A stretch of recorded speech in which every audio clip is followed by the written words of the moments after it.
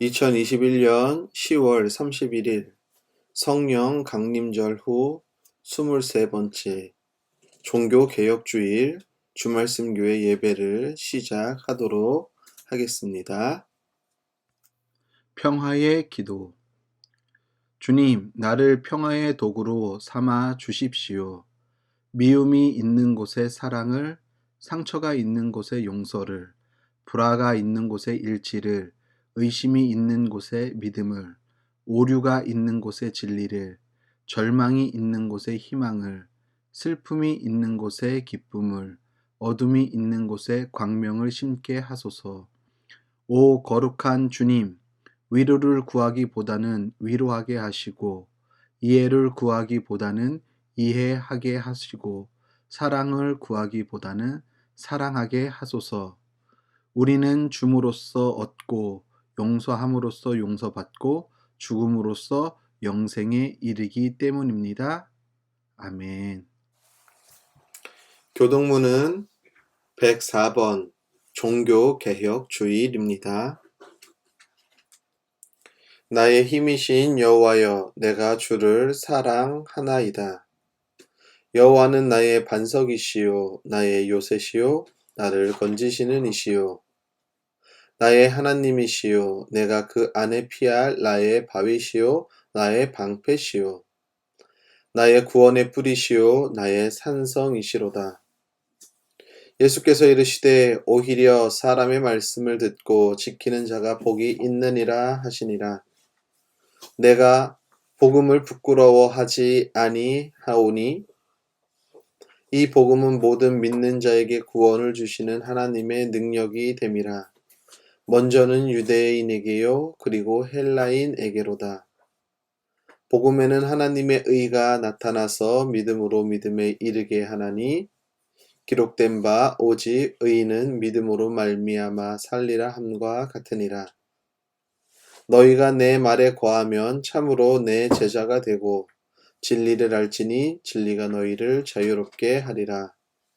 우리 주 예수 그리스도로 말미암아 우리에게 승리를 주시는 하나님께 감사하노니 그러므로 내 사랑하는 형제들아 견실하며 흔들리지 말고 항상 주의 일에 더욱 힘쓰는 자들이 되라.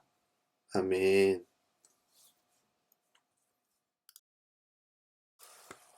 다 함께 찬송가 300장 찬송 부르도록 하겠습니다.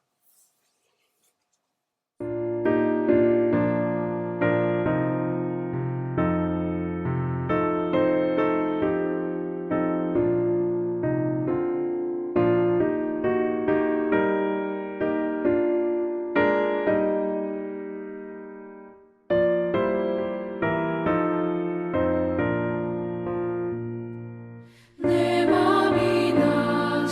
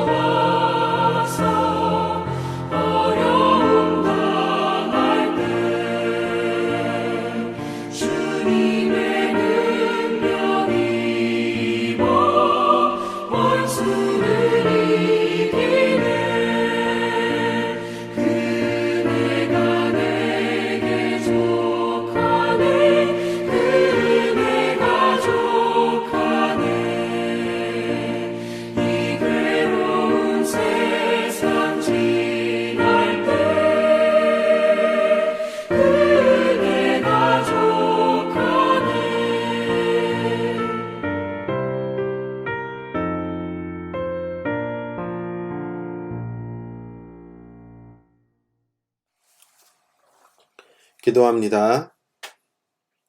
하나님, 어느덧 10월도 마지막 날이 되었습니다. 이제 11월과 12월이 지나면 2021년도 마무리하게 됩니다. 모든 것에는 시작과 끝이 있듯이 우리의 시작할 때의 마음이 지금도 유지되고 있는지 생각해 보게 하시며, 초심을 잃었다면 남은 2달만큼은 삶을 잘 계획해 올해의 마무리는 아름다울 수 있는 은총을 허락해 주옵소서. 또한 오늘은 종교개혁 주일입니다. 주님의 말씀이, 복음이 왜곡되고 틀어진 것에 대한 개혁이 일어난 지 504년이 지났습니다. 주님은 언제나 틀어진 것이 있으면 바로 잡으셨습니다. 우리의 삶이 틀어지고 왜곡된 모습이 있다면 주님의 말씀으로 바로 잡아 주옵소서. 하나님, 11월부터는 정부의 위드 코로나 정책에 따라 이제 교회에 모여 예배할 수 있는 인원수가 늘어났습니다. 이 늘어난 수와 맞물려 교회에서도 확진자가 늘어날 수 있다는 생각을 하게 됩니다.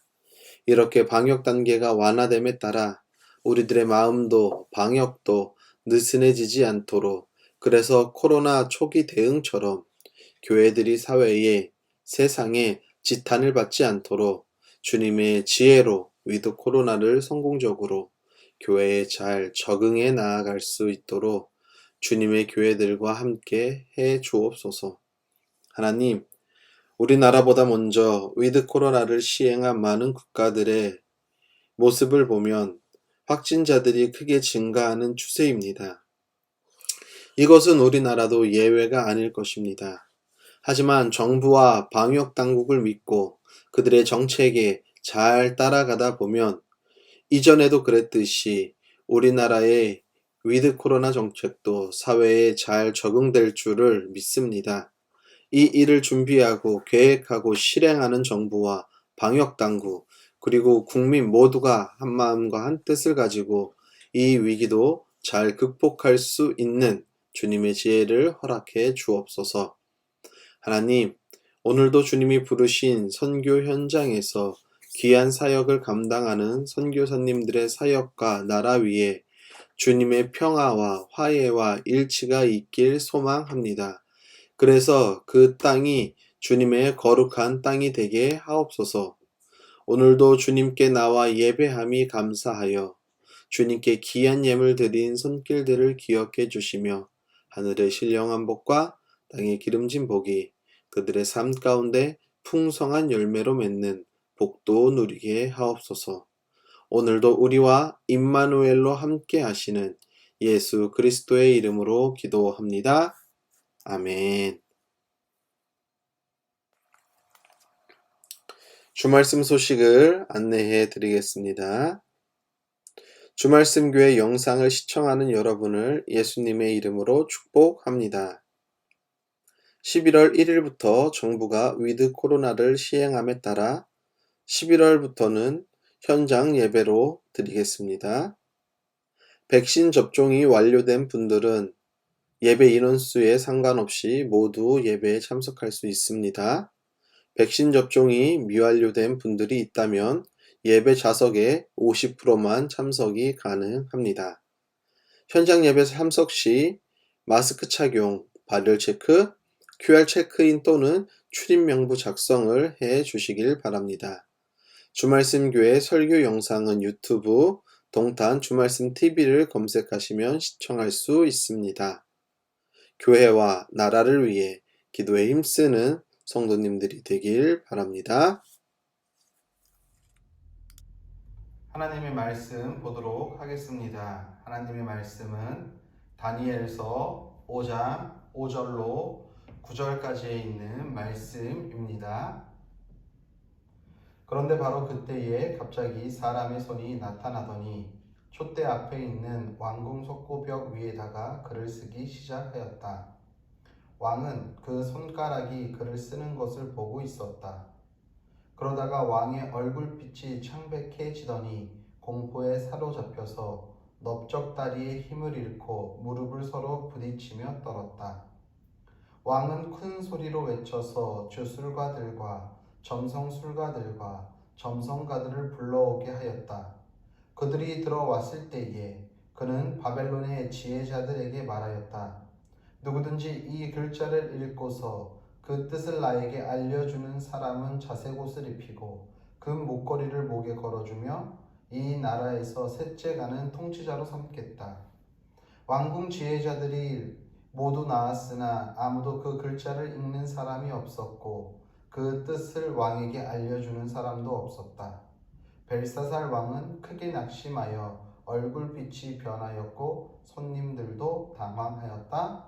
아멘.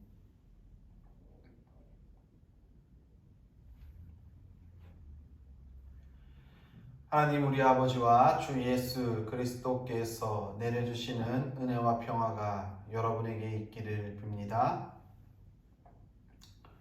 중국 전국시대의 왕조 중에 한 나라였던 제나라라는 나라가 있습니다. 제나라의 왕인 제선왕이 왕도 정치에 관해서 맹자와 이야기를 나누었습니다. 왕은 맹자에게 질문을 합니다. 내가 재물에 대한 욕심이 너무 생기는 것입니다. 어떻게 해야 할까요? 라고 맹자한테 묻는 것이죠. 맹자는 그런 제선왕에게 이렇게 이야기합니다. 정말 왕이 재물에 대한 그러한 욕심이 생기고 재물에 대한 관심이 생기고 재물에 대한 생기는 이 마음이 정말 백성을 위한 왕도 정치에서 생기는 마음이라면 그것은 문제될 것이 없습니다. 그래서 백성들과 함께 나누고자 하는 것이라고 한다면 재물을 좋아하는 것은 문제되지 않는다라는 것이죠. 왕과 백성이 더불어 낙을같이 나누기 위함이라면 전혀 문제될 게 없다라고 말을 하는 것입니다. 그래서 이것을 사자성어로 말하면 여민동락이라는 사자성어가 유래가 그곳에서 된다는 것이지요. 저는 이 여민동락이라는 이 말을 생각하면서 나의 행동이, 우리의 삶의 행동이 어디를 지향하고 있는지가 매우 중요하겠다라는 생각을 하게 되었습니다. 많은 사람들이 경제 활동을 하고요. 또 여러 가지 일들을 합니다. 그런데 그 경제 활동을 하는 이유와 목적이, 그리고 내가 정말 그렇게 열심히 일해서 돈을 모으고 재물을 쌓는 이 행위가 어디를 향하고 있는지, 어디에서부터 출발했는지가 중요하다라는 것이지요. 삶이 어느 방향을 향해 움직이고 있는지에 따라 그 사람이 가지고 있는 생각이 그곳에서 드러날 것입니다. 우리 감리교회 창시자인 존 웨슬리 목사님은 그의 책 그리스도인의 완전이라는 책에서 존 웨슬리 목사님이 말하는 완전이라는 뜻은 이렇게 그 책은 기록하고 있습니다. 삶 전체를 하나님께 바치는 의도의 순수성이 완전이다라고 존 웨슬리 목사님은 말하고 있다는 것입니다. 삶 전체를 하나님 앞에 드릴 때에 그 드리는 삶의 방향, 목적성이 순수한 의도에서 발생되었는지 아니면은 내가 무언가 그곳에서 떨어질 콩고물을 생각하고서 하는 행동인지에 따라서 그 삶이 완전한 삶으로 갈 수 있다라는 것을 존 웨슬리 목사님은 말하고 있다는 것이죠. 재물뿐만이 아니에요. 우리가 세상에서 그리스도인으로서 삶을 살아가면서 우리가 어떤 의도를 가지고 삶의 방향을 설정하고 사는지를 보면 그 사람의 의도를 분명히 알 수 있다는 것이지요. 사람과 사람이 만나는 관계에 있어서 내가 저 사람과 관계를 맺는 것에 있어서 내가 어떤 의도를 가지고 저 사람과 관계를 맺는지, 이런 모든 것들이 순수한 의도에서부터 발생되었느냐 아니면 그곳에 다른 흑심이, 다른 마음이 있느냐에 따라 분명히 달라진다라는 것입니다. 의도가 정말 순수하다면은 아무리 재물을 많이 쌓아도 그 재물은 흘러갈 수밖에 없다라는 거예요. 왜? 하나님께서 말씀하신 대로 재물을 탐하는 것이 아니라 그 재물을 서로 함께 나누고 베풀고 섬기는 데 사용하는 것이 하나님의 뜻이기 때문입니다. 그래서 맹자는요, 제선 왕에게 당당하게 그 당신이 재물을 좋아하는 마음이 여민 동락이라는 마음에서부터 발생된 것이라면 그것이 전혀 문제될 것이 없다고 말한 이유도 거기에 있을 것입니다. 정말 왕이 재물을 쌓는 것이 순수한 의도에서 백성들과 잘 살아가기 위함이라면 재물을 좋아하는 것이 크게 문제되지 않겠지요. 그런데 우리 삶에서 우리는 얼마나 순수한 의도를 가지고 삶을 살아가고 있는지 우리 삶 자신의 마음에 손을 얹고 한번 질문해 보시기를 바랍니다. 오늘 우리는 함께 다니엘서에 나오는 벨사살 왕에 대해서 함께 읽었습니다. 벨사살 왕은 다니엘서에만 등장하는 인물이지요. 우리는요, 흔히 이 벨사살 왕이 느부갓네살 왕의 아들로 착각을 합니다. 실은 느부갓네살 왕의 아들은 벨사살 왕이 아닙니다. 조금만 들여다보면은요, 느부갓네살 왕의 딸, 그러니까 니토그리스라는 딸이 있습니다. 이 니토그리스와 나보니두스라는 그 사이에서 태어난 왕이 벨사살 왕입니다.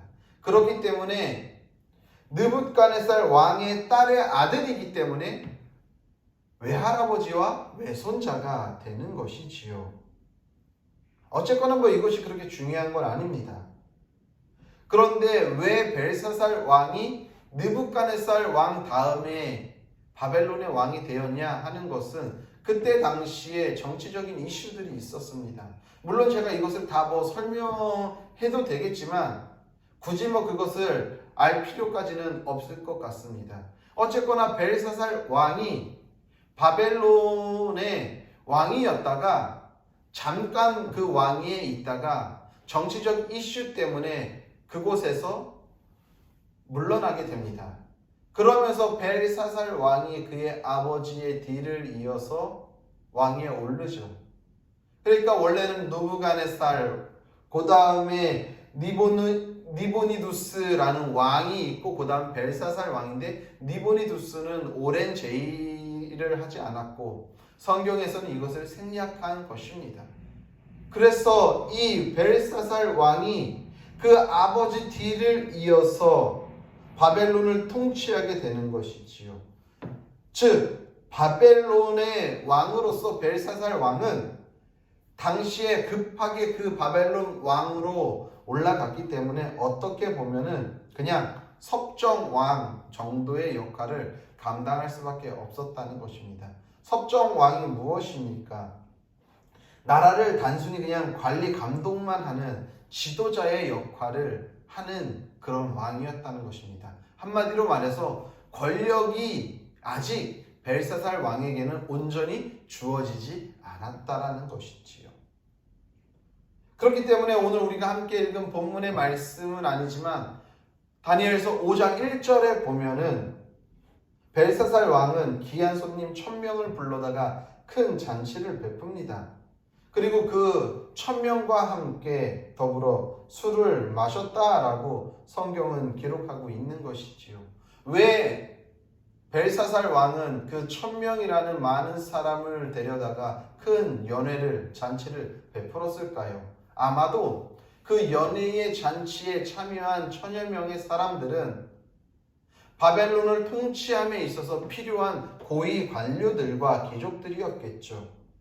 그래서 자기가 섭정왕이기 때문에 할 수 있는 일이 많이 제약이 있었기 때문에 그들을 잘 접대하고 그들에게 좋은 것을 줌으로 인해 자기에게 우호적인 관계를 맺으려고 했었을 것입니다. 그래서 자기가 바벨론을 통치할 때에 힘을 실어줄 것이라고 믿었을 것입니다. 그렇기 때문에 그런 사람들이 필요했겠죠. 벨사살 왕은 나라와의 국민은 어떻게 되든 지금 상관이 없어요. 지금 벨사살 왕에게 가장 중요한 건 무엇입니까? 자기가 섭정왕이 아닌 정말 막강한 권력을 가지고 바벨론을 통치하고 싶은 그 권력이 필요했던 것이지요. 그렇기 때문에 자신의 그 자리, 높은 권력을 만들기 위해서는 백성들이 어떻게 살아가는지, 어떤 문제가 있는지, 어떤 아픔이 있는지, 어떤 힘든 상황이 있는지는 전혀 벨사살 왕에게는 고려의 대상이 되지 않는다라는 것입니다. 아마도 백성들은 이러한 자신의 삶의 현실과 동떨어져서 왕실에서 축제를 여는 사람들을 모습을 보고 백성들의 마음에는 어떻게 보면은 저항의 불씨가 그 안에 심겨졌는지도 모르겠습니다. 백성의 삶의 현실을 전혀 고려하지 않고 잔치에 참여한 사람들이 모두 흥이 무르익을 때 갑자기 사람의 손가락이 나타나 석고벽에다가 글씨를 쓰기 시작하는 것이지요. 이 광경을 목격한 벨사살 왕은 그리고 그 잔치에 참여했던 많은 사람들은 모두 놀라고 공포에 사로잡혀 부들부들 떨게 됩니다. 그 공포가 얼마나 컸는지 성경에서 오늘 우리가 함께 읽은 본문 말씀에 기록하고 있지 않습니까? 너쪽 다리에 힘을 잃고 무릎을 서로 부딪히며 떨었다라고 성경은 말해주고 있습니다. 네덜란드의 화가 렘브란트라는 화가의 이름을 들어보셨지요? 이 네덜란드의 화가 렘브란트가 그의 작품 중에 하나 벨사살 왕의 연회라는 그림에서 보면은 벨사살 왕이 얼마나 공포에 질려 있는지의 모습을 잘 묘사하고 있습니다. 오늘 말씀을 듣고서 궁금하신 분은 인터넷을 검색해서 렘브란트 벨사살 왕의 연회를 치게 되면은 그 그림이 잘 나타납니다. 물론 이 작품 안에는요, 연회에 참석한 천여 명의 모든 사람들의 인상이 그 얼굴이 그려져 있지는 않습니다. 하지만 그들의 그 안에 그 6명 정도의 벨사살 왕을 비롯한 5명의 사람이 그 그림 안에 등장하는데 그 사람들의 얼굴만 보아도 그들이 얼마나 공포에 질려 있었는지를 짐작해서 알 수 있다라는 것입니다. 그러면서 그 그림을 보고서 김기성 목사님은 이런 해석을, 그 그림에 대한 이런 해석을 내놓았습니다. 그림 작품 중에는 총 6명의 인물이 등장하는데 유독 한 명만 공포에 떨고 있지 않은 모습을 발견하게 됩니다. 라고 하면서 이렇게 이야기하지요. 렘브란트의 그림에 등장하는 악사의 표정을 일종의 저항으로 읽는 것은 과한 해석인 줄 안다. 그럼에도 불구하고 이 악사의 존재는 벨사살 왕의 잔치가 민중들의 현실과 유리된 것임을 드러내고 있다고 보고 싶다라고 그 그림에 대한 해석을 그렇게 내놓으셨습니다. 총 6명이 그 그림 안에 등장하지만 벨사살 왕을 비롯한 4명은 모두 다 그 석고 벽에 쓰여진 손가락 글씨를 보고 모두 놀라지만 악기를 연주하고 있는 악사만큼은 그 흠을 돋구기 위해 그렇게 하지 않으면 자기의 목줄이, 그렇게 하지 않으면은 그날의 일당이 돌아오지 않기 때문에 거기에만 열중하고 있느냐고 그 글씨를 보고 있지 못하는 악사의 모습을 통해 적어도 벨사살 왕이 그곳에 있는 모든 사람들에게 있어서 특히 그 악사에게 있어서만큼은 그 악사의 아픔과 그 악사의 고통과 그 악사의 문제에 대해 전혀 무감각해 있다라고, 그 악사의 모습은 민중을 대변하는 것이라고 보았던 것이죠. 즉 민중이 어떠한 삶에 있는지, 국민이 어떤 어려움에 처해 있는지 전혀 신경 쓰지 않는 왕과 국민들과의 관계를, 아마도 김기성 목사님은 그 렘브란트의 작품인 벨사살 왕의 연애라는 그 그림을 통해 보게 되었는지도 모르겠습니다. 제가 설교 앞부분에서도 말씀드렸지만 맹자와 제선왕의 대화에서 여민동락이라는 말을 여러분 다시 한번 생각해 보십시오. 저는 이 여민동락이라는 이 말의 곧 웨슬리 목사님이 그리스도인의 완전이라는 책에서 말하는 것과 같이 의도의 순수성이라고 봅니다. 이것은 꼭 왕과 국민과의 관계뿐만이 아니지요. 대통령과 그 나라의 국민과의 관계뿐만이 아니라 우리와 우리 이웃과의 관계에도 이와 포함된다라는 것입니다. 내가 남들보다 조금 더 나은 삶을 사는 데 있어서 내가 조금 더 나은 삶을 산다면은 저들의 아픔과 저들의 문제와 저들의 고통에 대해 좀 더 하나님께서 그들을 들여다보라고 그러한 삶을 허락하셨음에도 불구하고 그들과 함께 가라고 나에게 좀 더 좋은 환경과 좋은 지식과 좋은 재물과 이 더 나은 것들을 허락하셨음에도 불구하고 나를 위해서 사용하고 있다면 의도의 순수성이 틀어진 것이며 여민동락의 삶은 아니라는 것이지요. 적어도 벨사살 왕의 연애는요, 여민동락과는 거리가 멀었다라는 거예요. 즉 벨사살 왕은 민중이 어떠하든지 전혀 상관하지 않고 그들만의 리그, 그들만의 축제를 벌이고 있었다라는 것이지요. 이것이 저의 과한 해석일까요? 결국 그 결과 벨사살 왕의 나라 바벨론은 어떻게 됩니까? 우리가 지난 시간에 에스더를 함께 생각해 보았지만 에스더가 왕비로 있는 페르시아에 의해 바벨론은 무너지게 되는 것이죠. 그 석고벽에 기록된 알 수 없는 글로 인해 공포는 더욱 벨사살 왕에게는 가중됩니다. 바벨론에 있는 많은 주술가들과 점성가들과 점성술가들이 아무리 해석을 하려고 해도 그 글씨가 무슨 글씨인지 어떤 내용인지 해석조차 할 수 없는 거예요. 결국에 왕의 어머니가 연회장에 찾았다가 그 상황을 보고 벨사살 왕에게 다니엘을 소개해 줍니다. 다니엘은 느부갓네살 왕, 즉 벨사살 왕의 외할아버지가 바벨론을 통치했을 때에 높은 관직에 등용되었던 관료이지요. 그런데 벨사살 왕이 바벨론을 통치함으로 인해 어떻게 보면은 다니엘은 좀 밀려나서 정계를 은퇴한 그러한 사람이었습니다. 그런데 어머니의 그 왕비의 말을 듣고 어떻게 합니까? 다시 다니엘을 벨사살 왕이 불러서 등용하는 것입니다. 그리고 다니엘은 벨사살 왕에게 예언자로서의 책무를 감당합니다. 자기의 상황이 어떠하든지 목숨이 어떻게 되는지에 대한 두려움보다는 정확하게 벨사살 왕이 왜 이렇게 석고벽에 손가락이 나와서 글씨를 쓰게 되었는지에 대해서 정확하게 이야기하지요.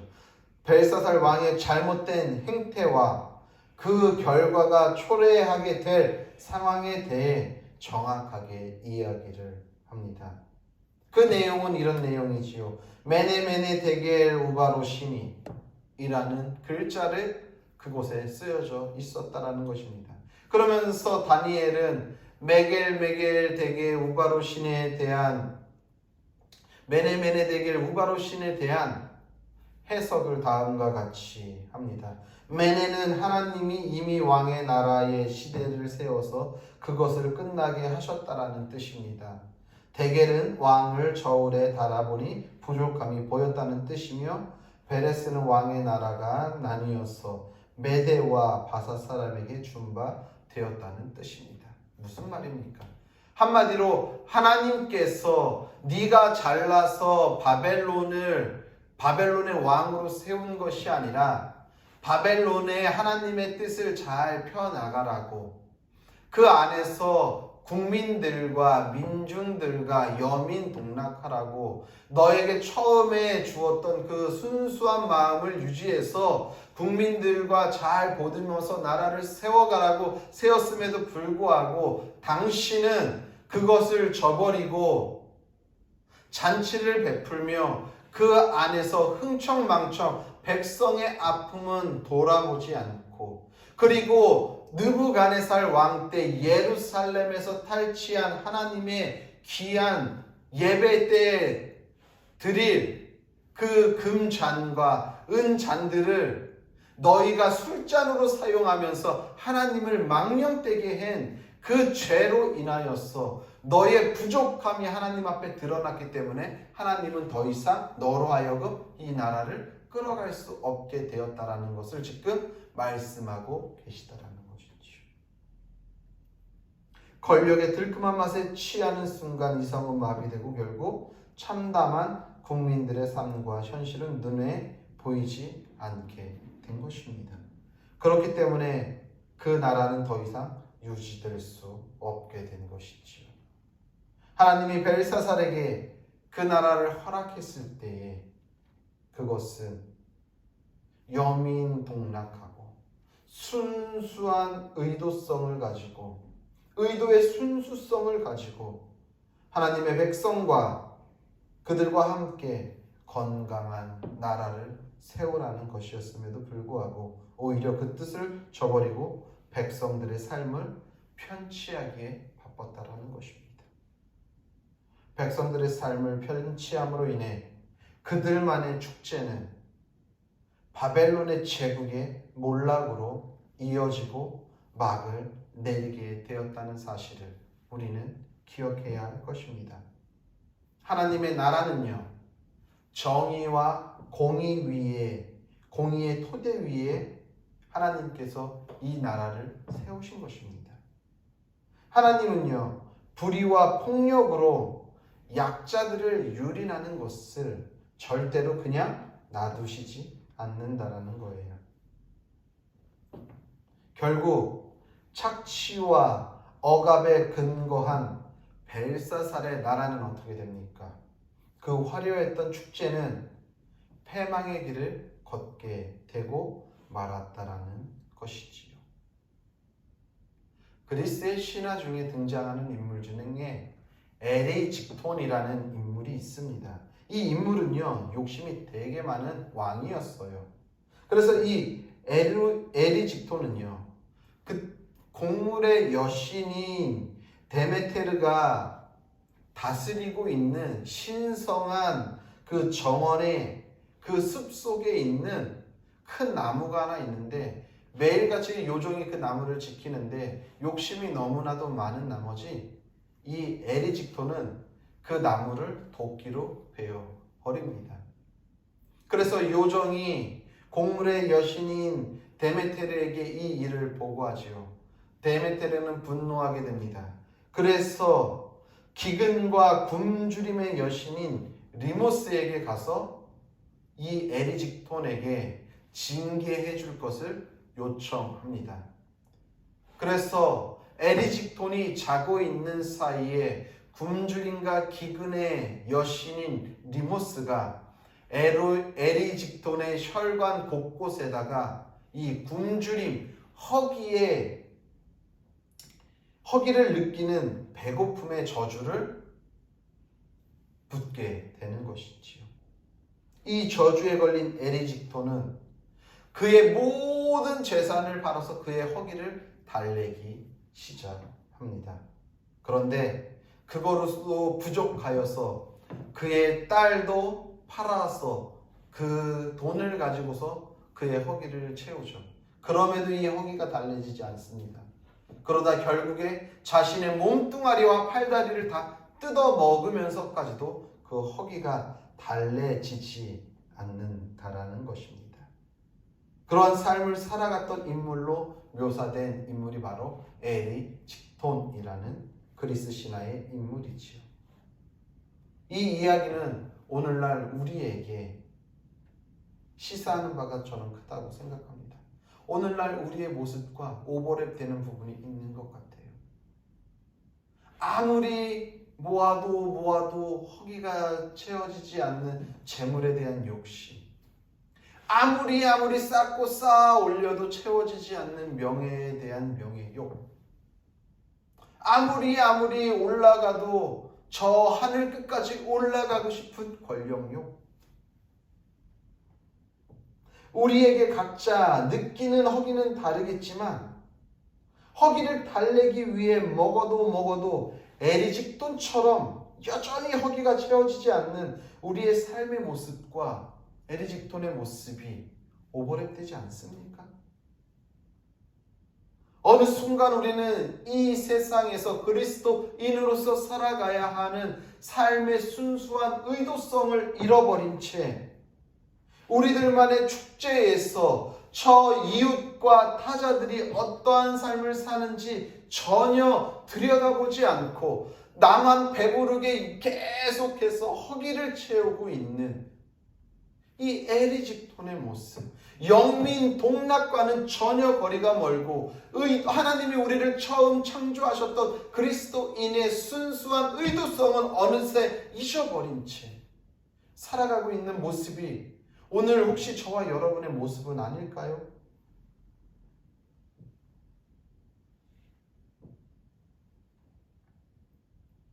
우리가 에리직톤과 같이 혹은 벨사살 왕이 베푼 그들만의 축제에서 살아간다고 한다면 어떻게 보면 우리는 결국 에리직톤과 같은 먹어도 계속 허기와 배고픔에 사로잡히는 괴물이 되고 말지도 모른다는 사실을 우리는 기억해야 할 것입니다. 우리 사방에서 밀려오는 에리직톤의 후예들로부터 그런 사고와 그런 가치관이 넘쳐나고 그것이 당연한 이런 세상으로부터 순수한 의도성을 가지고 세상을 살아가는 삶이 결코 만만치 않다는 것을 우리는 누구보다도 잘 알고 있습니다. 그런데 분명한 것은요, 에리직톤처럼 살아간다면, 벨사살처럼 그들만의 축제에 빠져 살아간다면, 그래서 이웃과 타자의 삶에 전혀 무관심하며 소홀히 살아간다면 우리의 인생도, 우리의 삶도, 우리의 인생의 삶의 나라도 벨사살과 같이 에리직톤과 같이 될 수 있다는 사실을 기억해야 할 것입니다. 하나님은 언제까지 하나님의 만드신 정의와 공의 토대 위에 올린 세상이 흔들리는 것을 그냥 보고만 계시지 않는다라는 거예요.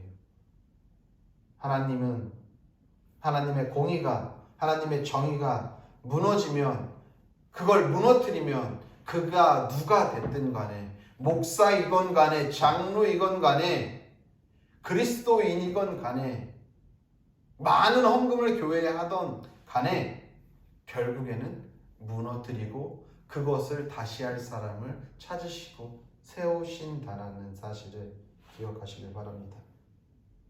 사랑하는 성도님들, 하나님이 세우신 나라는 정의와 공의의 기초에서 세우신 나라입니다. 정의와 공의의 기초에서 세운 나라라는 것은 그 나라에서는 모두가 평등하고 모두가 화해하며 일치하는 사회라는 것이지요. 여민 동락 왕과 백성이 더불어 함께 기쁨을 나누는 나라라는 것입니다. 모두가 부족하지 않고 모두가 넘치지 않으며 모두가 하나님으로 인해 하나 돼서 기쁘게 살아갈 수 있는, 가진 자와 그렇지 못한 자가 함께 존중받고 함께 기쁨을 나누는 나라가 바로 하나님이 세우신 정의와 공의가 실현되는 나라라는 것입니다. 주님이 우리에게 타자들보다 때로는 조금 더 좋은 환경, 그리고 더 나은 물질, 그리고 더 건강함을, 이러한 것들을 허락하신 것은 그것을 가지고 우리들만의 축제를 마음껏 즐기면서 흥청망청 살아가라고 우리에게 그런 것을 허락하신 것이 아니라, 그것을 우리에게 허락하신 것은 하나님의 마음을 알고 뜻을 기억하며 처음 우리에게 주셨던 그 순수한 마음과 의도를 가지고 우리에게 우리의 이웃들과 타자들을 환대하고 섬기며 평화를 누리며 살아가라고 우리에게 허락해 주셨다라는 사실을 기억하시길 바랍니다. 부디 우리 모두는 오늘도 주님에게 우리에게 주어진 삶의 자리에서 순수한 의도를 가지고 우리에게 허락된 모든 자원과 능력과 힘을 가지고 하나님 나라의 정의와 공의가 실현되도록 힘쓰며 살아가는 성도님들의 삶이 되시기를 예수님의 이름으로 간절히 축복합니다. 기도합니다. 하나님, 오늘도 우리에게 벨사살 왕의 모습을 통해 우리의 모습을 다시 한번 점검해 볼 수 있게 하시며, 정말 우리가 순수한 의도성을 가지고 이 세상에서 주님이 우리에게 맡겨주신 타자와 이웃들과 함께 평화를 누리며 섬기고 환대하고 배려하며 하나님의 정의와 공의를 실현하며 나아가는 삶을 살게 하여 주옵소서.